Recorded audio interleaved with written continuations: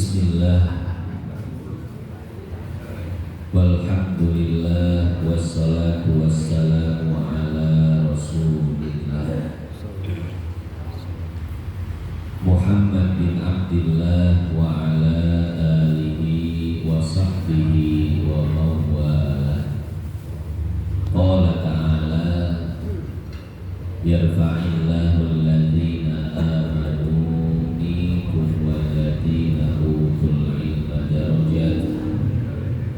Wa qala an-nabi sallallahu alaihi wasallam, man salaka tariqan yaltamisu fihi ilman sahhalallahu lahu bihi tariqan ilal jannah.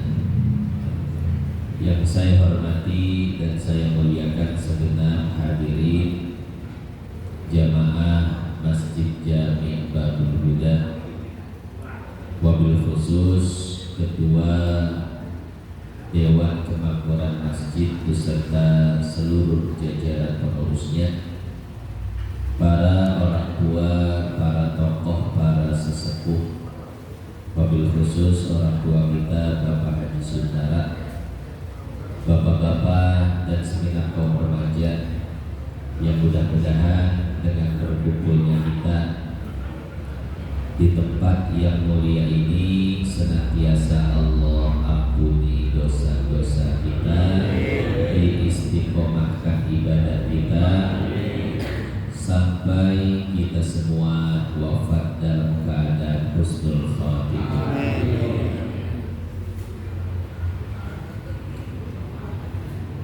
Hadirin jamaah yang dimuliakan Allah, pada kesempatan kali ini kita akan melanjutkan kajian kita pada kitab Hatta La Tuhram min Ru'yatin Nabi sallallahu alaihi wasallam, agar engkau tidak diharamkan untuk melihat Nabi sallallahu alaihi wasallam di dalam mimpi. Kitab ini dikarang oleh Syekh As-Sayyid Dr. Mahmud Sayyid Sobi. Hadirin jamaah yang dimuliakan Allah, bermula dari surat Az-Zumar ayat 42, di mana Allah Subhanahu wa taala berfirman, Allahu yatawaffal anfusa hina mautiha wallati lam tamut fi manamiha fayumsikul lati qada 'alaihal maut wa yursilul ukhra ila ajalin musamma. Bahwa ruh orang yang masih hidup bisa berjumpa dengan ruh orang yang telah meninggal dunia, berjumpa di dalam mimpinya, berjumpa saat tidurnya, dan tidak menutup kemungkinan bahwasanya ruh kita masih bisa berjumpa dengan ruh baginda Nabi besar Muhammad sallallahu alaihi wasallam, dan itu merupakan perjumpaan yang sangat dirindukan. Betul nggak Bapak Ibu? Di dalam hadis sahih Nabi bersabda, man ra'ani fil manam faqad ra'ani. Barang siapa yang melihatku di dalam mimpi, sungguh dia telah melihat diriku. Kenapa? Fa inna syaitan la yatamassalu. Karena sesungguhnya setan tidak bisa menyerupai diriku. Mungkin kalau kita melihat selain Nabi, barangkali atau bisa jadi itu jelmaan setan. Tapi kalau kita melihat Nabi, maka sungguh itu adalah ruh Nabi. Karena ruh Nabi itu tidak bisa diserupai oleh setan. Maka betapa beruntungnya orang yang semasa hidup pernah melihat Nabi di dalam mimpinya.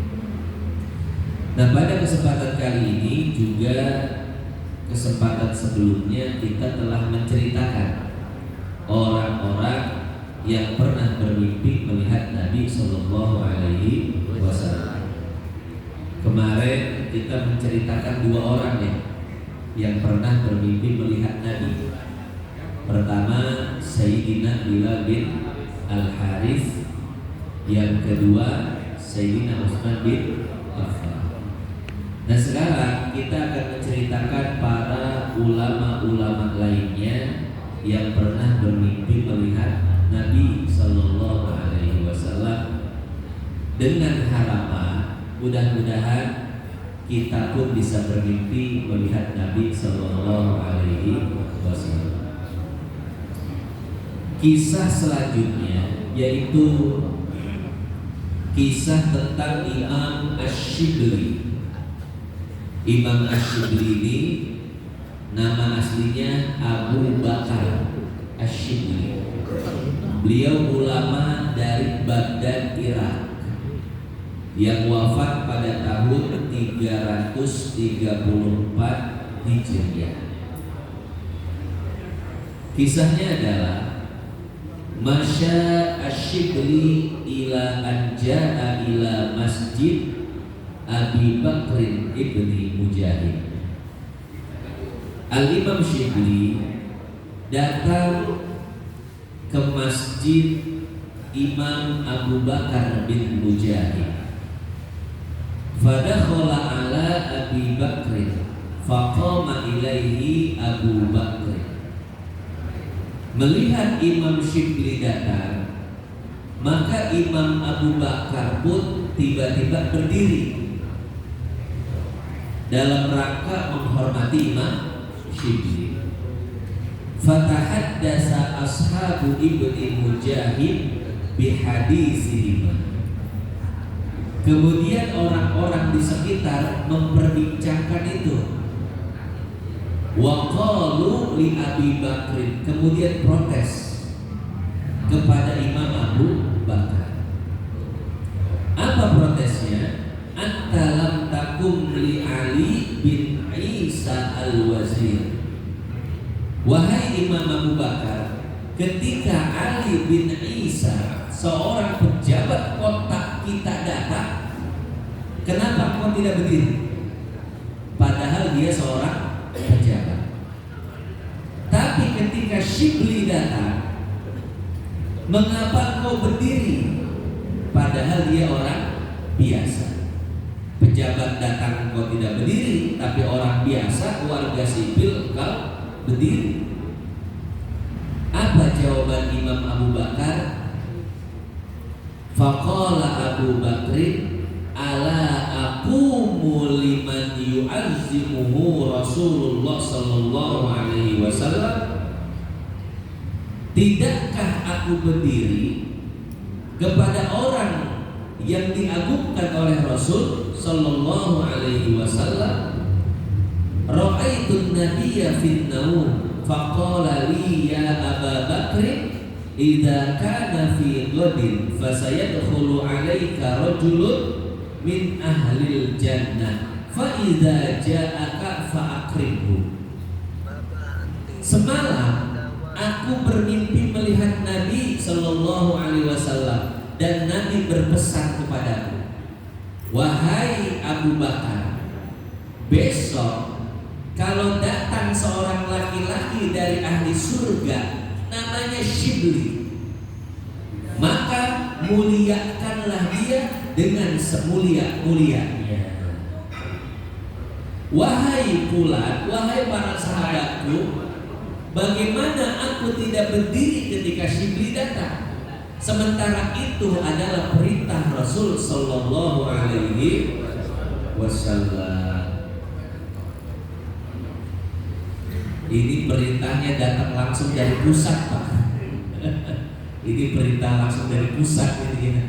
Masya Allah. Langsung Rasul sallallahu alaihi wasallam yang menginstruksikan, besok datang salah satu umatku calon penghuni surga namanya Syibli, engkau harus muliakan dia dengan semulia-mulianya.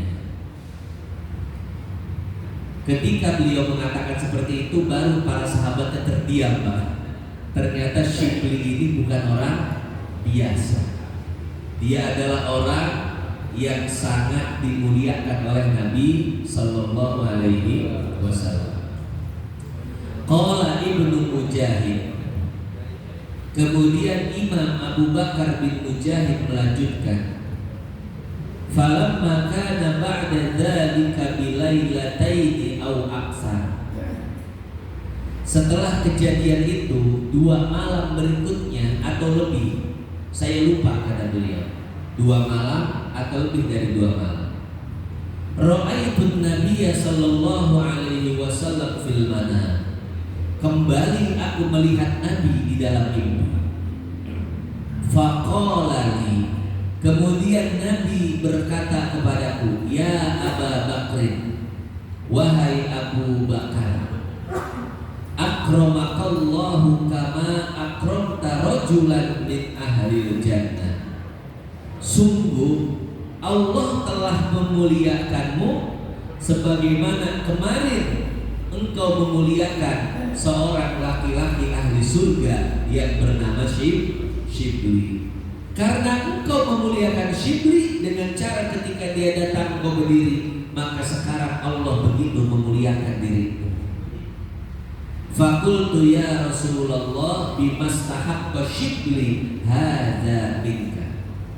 Maka Imam Abu Bakar bin Mujahid penasaran, kenapa sampai-sampai Allah dan Rasulnya bisa memuliakan Imam Syibli? Apa amalan Syibli? Faqala, maka Rasul mengatakan, hada rajulun yusalli kulla yawmin shalawatin yadhkuruni fi isri kulli salatin wa yaqra. Kata Nabi, Syibli itu punya amalan. Dan amalannya simple, enggak berat sama sekali. Cuman itu yang membuat aku suka kepadanya. Apa amalannya? Syibli itu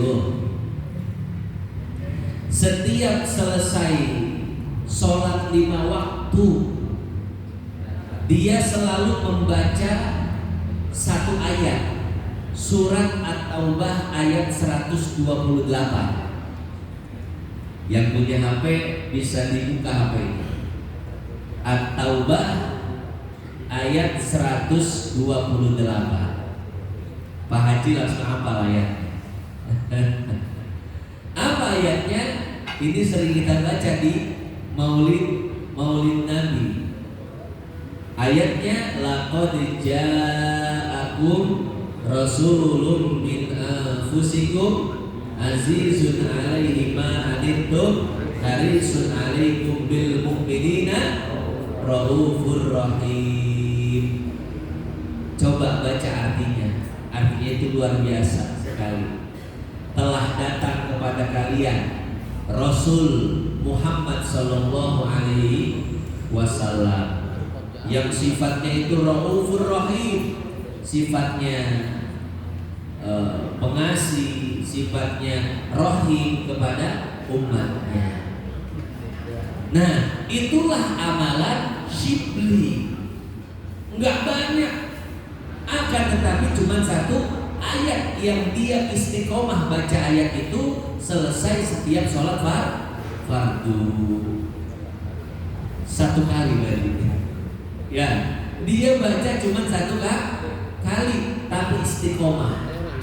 Dan tentu ketika membacanya dengan hati yang khusyuk sambil mengingat baginda Nabi besar Muhammad sallallahu alaihi wasallam. Yaf'alu dzalika mundu samanina sanah. Syibli itu melakukan hal tersebut sudah 80 tahun. Jadi semasa hidupnya Pak nggak pernah tinggal membaca ayat itu. Ya kalau Bapak nggak usah 80 tahun juga ya. Ya sehidupnya aja dah, sehidupnya. Ya, kita hidupnya berapa tahun ya? Semasa hidup kita aja ya. Insya Allah sebelum wafat akan dimuliakan oleh Nabi baginda besar Muhammad. Afala ukrimu man yaf'alu hadza. Kata Nabi, tidakkah pantas aku memuliakan orang yang membaca ayat tersebut? Masya Allah, luar biasa. Ini mudah-mudahan bisa kita amalkan juga ya. Ayatnya pendek sekali dan pasti udah pada hafal semua, karena semuanya kan sering hadir maulid.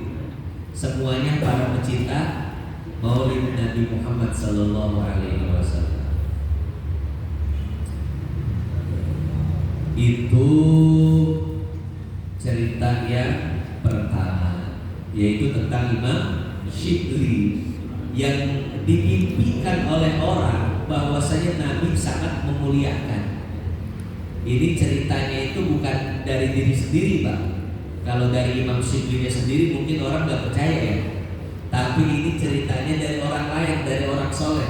Al-Imam Abu Bakar bin Mujahid yang memimpikan Imam Syibli, dan Imam Syibli itu sangat dipesan oleh Rasul. Perhatikan orang ini adalah rajulun min ahlil jannah, ahli surga, orang yang sangat aku. Kemudian kisah yang kedua yaitu tentang Al-Imam Abu Ali Syazan. Abu Ali Syazan itu wafat 425 Hijriah. Ada kisah tentang beliau. Kisahnya seperti ini ya. Qala Muhammad bin Yahya Al-Karmani. Muhammad bin Yahya Al-Karmani bercerita. Apa cerita beliau? Kunna yauman bi hadrati Abi Ali bin Syazan. Satu ketika kami berkumpul, duduk-duduk, bahasa kita yang ngopi bareng, dengan Abi Ali bin Syazan. Fadakhala alaina rajulun syabun la ya'rifuhu minna ahadun. Ketika kita ngobrol, tiba-tiba ada anak muda masuk, dan kami atau kita tidak ada yang kenal siapa anak muda tersebut. Fasallama, anak muda tersebut mengucapkan salam, assalamualaikum. Kemudian kami pun menjawab salam. Tsumma qala ayyukum Abu Ali bin Syazan. Si pemuda bertanya, siapa di antara kalian yang bernama Abu Ali bin Syazan? Fa asyarna lahu ilaihi. Kemudian kami pun memberitahu si pemuda tersebut, siapakah di antara kami yang bernama Abu Ali bin Syazan? Faqala ayyuha syekh ra'aitu Rasulullah sallallahu alaihi wasallam fil manam. Kemudian si pemuda itu mengatakan, wahai syekh, semalam aku melihat baginda Nabi besar Muhammad sallallahu alaihi wasallam di dalam mimpiku. Faqala li. Kemudian Rasul mengatakan kepadaku, sal an Abi Ali bin Syazan fa idza laqitahu fa aqribhu bin salam. Wahai pemuda, besok kalau engkau ketemu dengan Abu Ali bin Syazan, maka sampaikan salamku kepadanya. Summan sarafa syab. Setelah menyampaikan salam, maka si pemuda pun langsung pergi. Fabaka Abu Ali. Mendapatkan salam dari Rasul, maka Abu Ali bin Syazan pun menangis. Gimana enggak nangis, Pak? Dapat salam dari kita aja, kalau dapat salam dari guru kita, dari ulama besar, dari orang soleh, kita bisa nangis, Pak. Apalagi dapat salam dari Rasul. Maka Abu Ali bin Syazan seketika itu mencucurkan air mata. Wa qala ma a'rifu li amalan istahaqqa bihi hadza. Maka sahabatnya pun bertanya, kenapa engkau menangis? Bukannya senang dapat salam dari Nabi. Apa kata Abu Ali bin Shaddad? Beliau mengatakan, wahai para sahabatku, aku ini orang banyak dosa. Kau dapat salam dari Nabi, dan aku tidak punya amalan apapun. Mungkin tadi kalau Imam Syibli punya amalan, imam-imam yang lain punya amalan, tapi aku gak punya amalan. Kok bisa dapat salam dari Nabi? Nangis, Pak. Allahumma illa an yakuna sabri ala qiraatil hadis wa ala takrir sholat ala nabi kullama ja'a dzikru. Akhirnya sahabatnya itu mengatakan kepada Abu Ali Asy'ad, coba ingat-ingat barangkali punya amalan. Diingat-ingat, apa amalan saya? Setelah diingat-ingat, oh ternyata beliau ingat bahwasanya mungkin dua amalan inilah yang membuat Nabi mengirimkan salam kepada saya. Apa? Yang pertama, beliau itu senantiasa membaca kitab-kitab hadis. Jadi beliau itu senang membaca hadis Nabi Shallallahu Alaihi Wasallam. Daripada bacaan-bacaan lain, kata beliau, saya itu lebih senang ngaji hadis. Itu yang pertama. Jadi karena senangnya itu ngaji hadis. Yang kedua, karena beliau itu ketika mendengar nama Nabi, beliau itu pasti bersolawat. Tidak pernah sekalipun ketika mendengar nama Nabi beliau tidak pernah bersolawat. Dan beliau selalu memaksakan diri untuk bersolawat. Kadang-kadang Pak, kalau keseringan dengar nama Nabi, kita ya lewat aja solawat itu ya. Lewat aja dah, tadi udah solawatnya. Masa dikit-dikit Allah sholli ala Allah sholli ala. Kadang-kadang nafsu begitu, malas Pak ya. Nah, Abu Ali Asy'ad ini kata beliau, aku selalu memaksakan diriku untuk bersolawat kepada Nabi ketika aku mendengar nama Nabi Muhammad Sallallahu Alaihi Wasallam. Ya.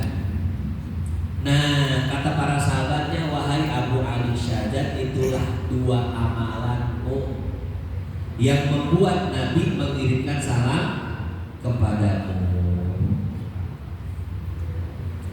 Nah, ini bisa kita contoh Pak. Jadi ketika mendengar nama Nabi Muhammad Sallallahu Alaihi Wasallam, jangan pernah kita kosongkan lidah kita dari bersolawat kepada Nabi. Ya, itu amalan Imam Abu Ali bin Shaddad. Kisah berikutnya tentang Imam Suyuti. Ini Imam Suyuti yang kitabnya selalu kita baca Pak ya. Entah itu Syarhus Sudur, entah itu Tafsir Jalalain. Di rumah itu saya punya banyak kitab beliau Pak, kitab Imam Suyuti.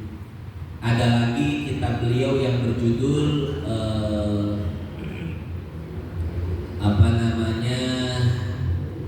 Al-Kanzul Manfud. Tebalnya segini Pak, tulisannya kecil-kecil tapi tebalnya segini ya. Ada lagi kitab beliau Ad-Durrul Mansur, itu tafsir. Jadi tafsirnya penafsiran Qurannya dengan hadis Pak. Jadi menafsirkan Quran dengan hadis. Ada lagi Al-Iqlil fi Istidbatit Tanzil, itu tafsir juga, tapi menafsirkan Al-Quran dengan metode istidbat hukum. Setiap ayat itu dikeluarkan hukumnya ya. Ini saya termasuk salah satu penggemar Imam Suyuti juga Pak. Karena Imam Suyuti itu beliau menguasai semua ilmu, bukan cuma fikih Pak, tafsir juga, hadis juga, nahwu, mantiq, balaghah, sejarah semua. Bahkan beliau ini menguasai ilmu-ilmu eksak, fisika, kimia, dan matematika dijago. Beliau pernah ditanya oleh Imam Suyuti, ilmu apa yang paling sulit buatmu? Imam Suyuti bilang, ilmu yang paling sulit untuk saya adalah ar-riyadiyat, matematika. Itu yang paling sulit buat saya. Tapi walaupun beliau bilang matematika itu sulit, beliau punya karangan matematika sampai 6 jilid, segini. Kata beliau, Pak, itu yang paling susah. Yang paling susah aja dikarang sampai 6 jilid, apalagi yang lainnya. Ya, saya juga punya kitab hadis beliau namanya Al-Jami'us Shaghir. Beliau mengumpulkan hadis. Hadisnya itu sesuai huruf abjad, dari mulai alif, ba, ta sampai ya. Itu ditulis semua sama beliau, ya. Hadis Nabi yang dari huruf hamzah apa aja dideretin tulis semua. Dari yang awal huruf jim apa aja dideretin semua. Karena memang gelarnya itu Al-Hafiz, orang yang hafal 300.000 hadis beserta sanadnya. Kalau zaman sekarang Al-Hafiz hafal Quran doang, Pak. Zaman dulu selain Quran di luar kepala, hadis 300.000 beserta sanad-sanad. Ya. Nah, ini Imam As-Suyuti. Nah, sekarang kita akan dengar kisah beliau. Bagaimana beliau bermimpi melihat Nabi Sallallahu Alaihi Wasallam. Al-Imam As-Suyuti, orang Mesir, wafat tahun 911 Hijriah. Ra'a As-Suyuti an-Nabi Sallallahu Alaihi Wasallam fil manam.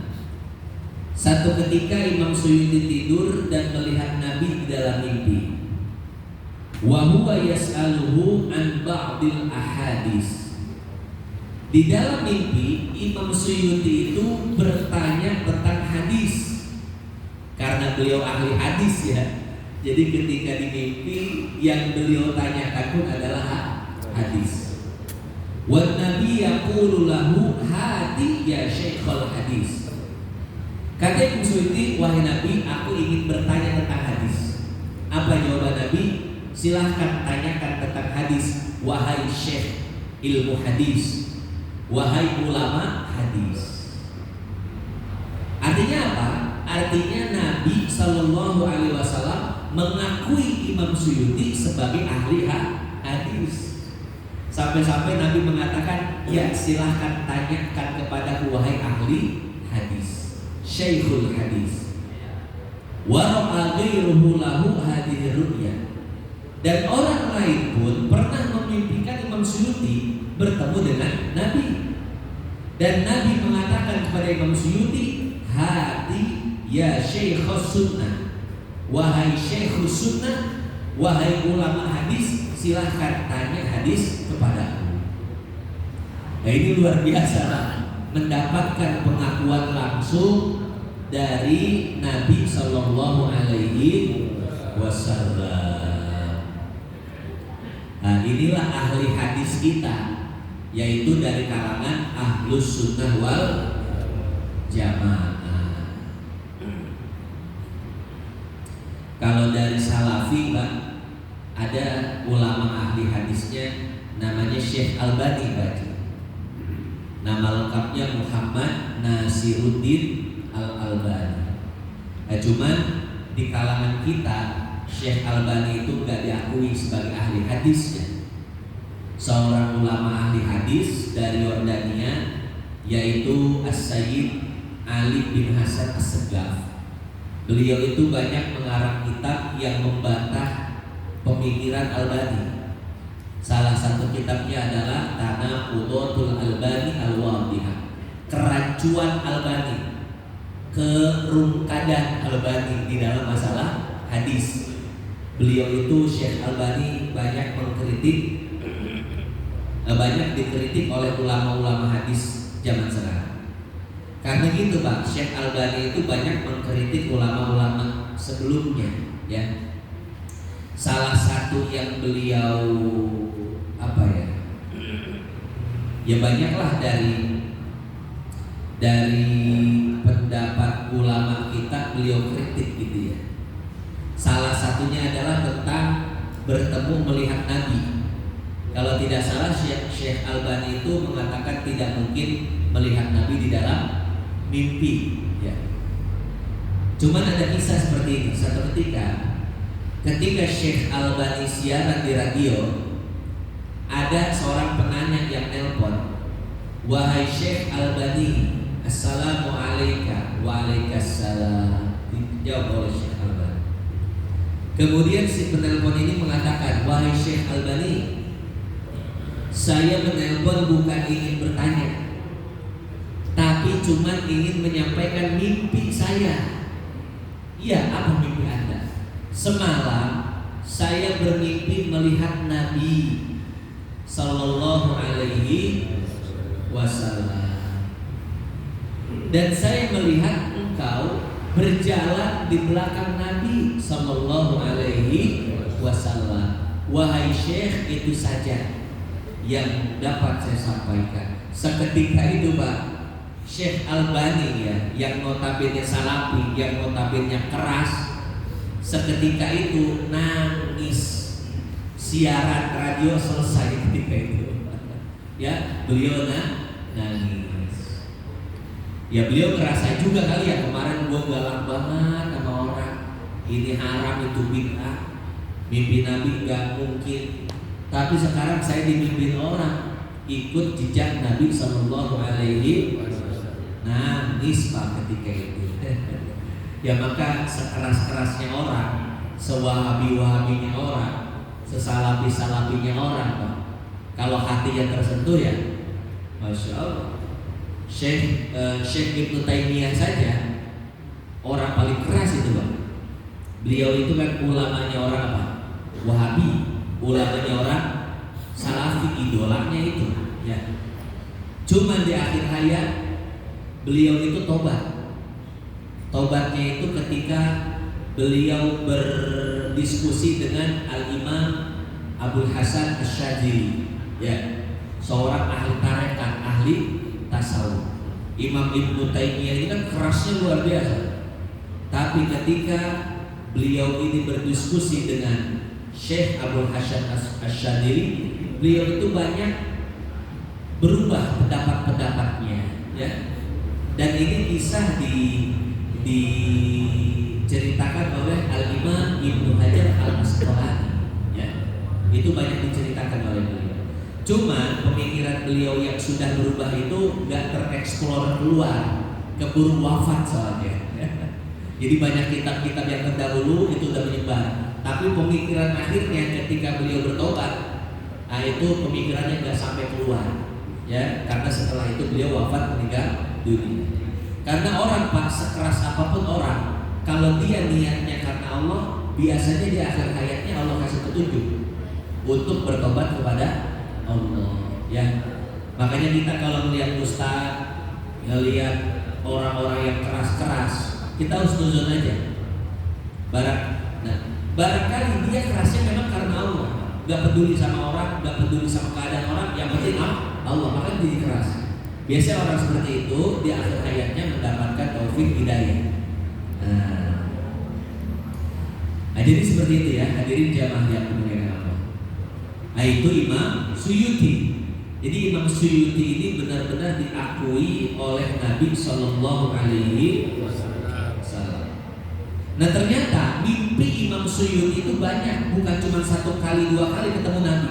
Kata Imam Suyuti, saya itu ketemu Nabi sampai 70-an kali. Masya Allah, 70-an kali.